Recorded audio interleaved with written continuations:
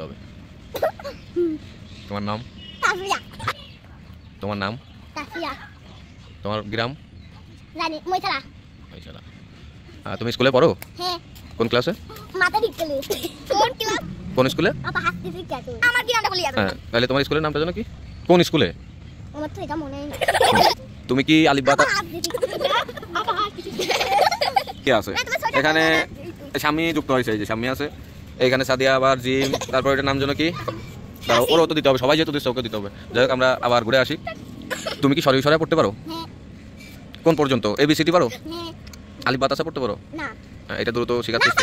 আছে আমি পড়তে পারি। কে আছে? স্বামী। স্বামী, তুমি কি আরবি পড়তে পারো?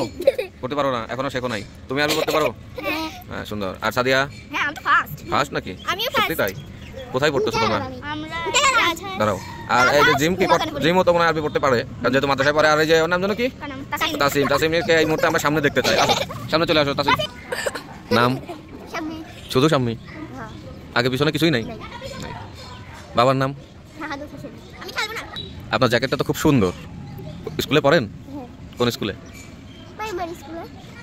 প্রাইমারি স্কুলের নাম বলতে পারবেন? প্রাইমারি স্কুলের নাম? সরকারি প্রাথমিক বিদ্যালয়। সুন্দর। তাও আপনি ভালোই আছেন? হ্যাঁ, ভালো আছি। আপনি ভালো আছেন? এই তো আলহামদুলিল্লাহ। আপনার জ্যাকেটটা কি দেশের বাইরে থেকে আনা হয়েছে? হ্যাঁ। ঠিক আছে, ভালো থাকেন।